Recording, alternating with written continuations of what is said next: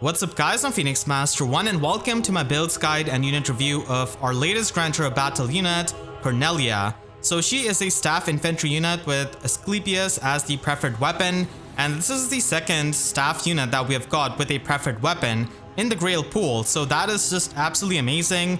So this weapon gives her +3 resistance, and it does have the Wrathful Staff effect built into it. And then it does have a visible resistance check, so any foe that has got less resistance than her, and if they're adjacent to a foe, then she can inflict the -6 attack and resistance debuff on those foes, and also the flash status. So she basically has sabotage attack, sabotage resistance, and sabotage flash built into her weapon. And that is just absolutely amazing with her high base resistance of 40, which also has super boon. So this allows her to be a really unique unit who can have this sabotage flash effect, which can work from the opposite side of the map, and this definitely has a lot of applications in different game modes. And this kind of debuff is going to be helpful with her other condition of this weapon, which does give her more damage. So at start of combat, if her HP is at or above 25%, then she gets +6 attack and resistance in the combat, and also deals true damage based on the total penalties present on the foe.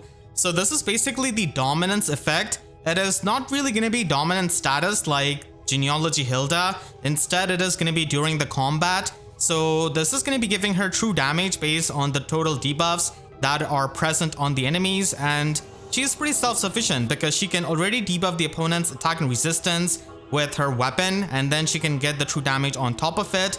And she also comes with sabotage defense, which has perfect synergy for this kind of weapon. So Asclepius is a pretty amazing staff that can make her stand out with that sabotage flash, and I'm definitely going to be talking about its applications later on.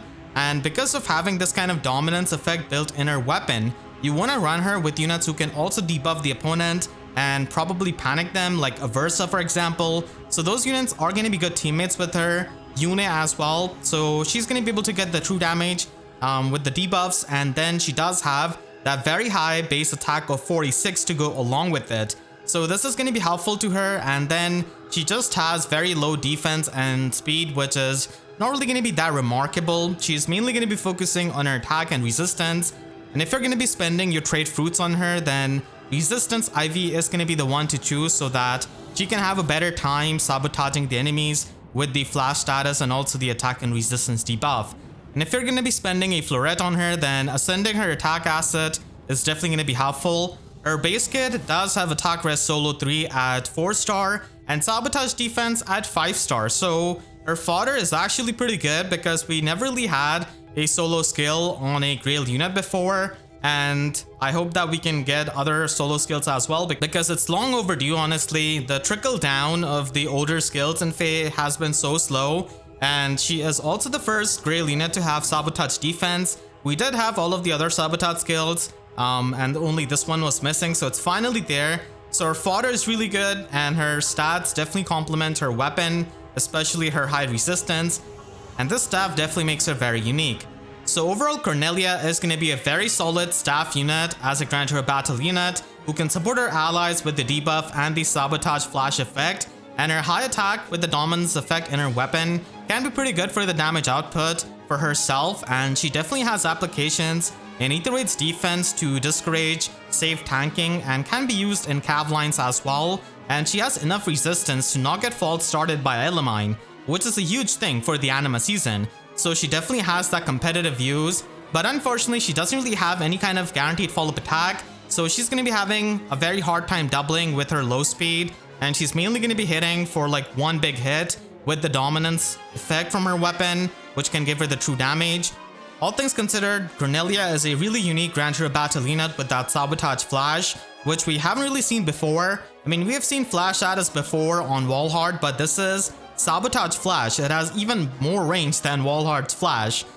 So this is going to be really good for supporting the allies, and even on a budget she can work out fine. So if you're trying to build her up, and if you're just going to be using her on a budget, then Phantom Resistance is definitely a must to be run on her Sacred Seal so that she can have a better chance of winning the visible resistance check from her weapon to sabotage the enemies. So this could be run, and you can also just run a supportive slotsy skill like Drive Attack, and this is going to be helpful in Arena Assault for sure, and also in limited hero battles. but we already have such strong 3 houses units that I really doubt that many people need some kind of 3 houses unit to help them in limited hero battles. And if you're going to be investing a bit more into her, then Fortress Defense Res is going to be a pretty good skill to increase her visible resistance. So that could be used, and then you can just use Phantom Resistance as the Sacred Seal. It is definitely going to be her best Sacred Seal because she does have the visible resistance check, so it's very important to meet that.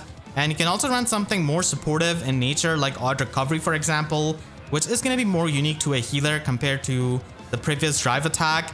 And if you're going to be investing into her heavily, then Still Water is going to be the best slot A skill to be run on her slot A.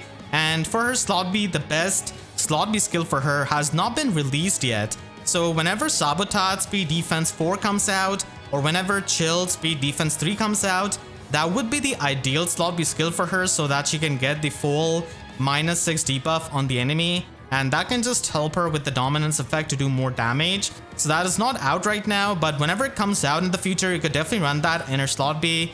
But until then, Lull Attack Resistance is something you can run because she's already going to be flashing the opponents and she's not going to be facing counter attack in the ideal scenarios. So that's why not running Dazzling Staff is definitely something you can do with Cornelia and just skip that and run a different slot B skill.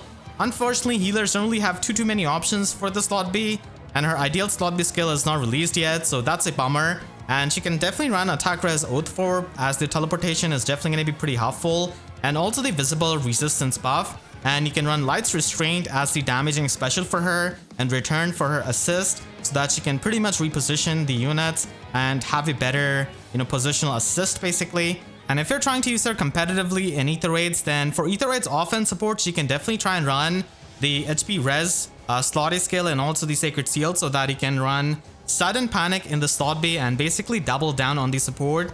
And Sudden Panic is actually going to be really helpful because you're going to be able to panic a lot of stuff, a lot of visible buff, and also stuff like On Guard. So basically her usage in Aether Raids offense is going to be to support hit and run.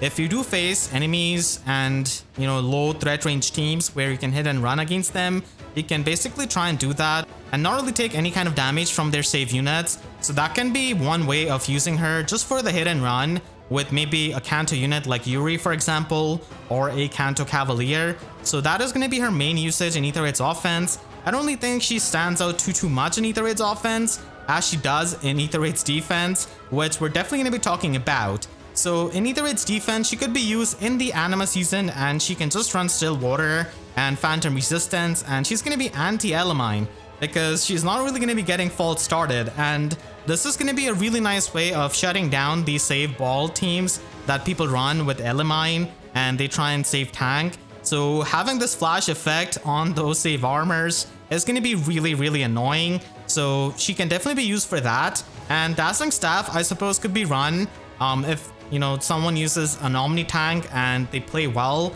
and they don't really let their tank get affected by the flash status, so it could be run. And Counter Control is a pretty nice skill for Aether Raids defense, so that could be used as well just to limit the movement of someone like Regan, for example, for breaking your structures and doing stuff like that. So she could be used in the Anima season definitely for taking on the save tanks, and ideally she is going to be discouraging the save tanks from being deployed against your map, so that could definitely be helpful. And she could also be used in the Dark Season on Cav lines. So Cav lines with Pathfinder teams with Note and Duo Dagger are definitely, something that you see. And with Emblem being out there, she can disable the save skills. So Cav lines definitely have made their comeback.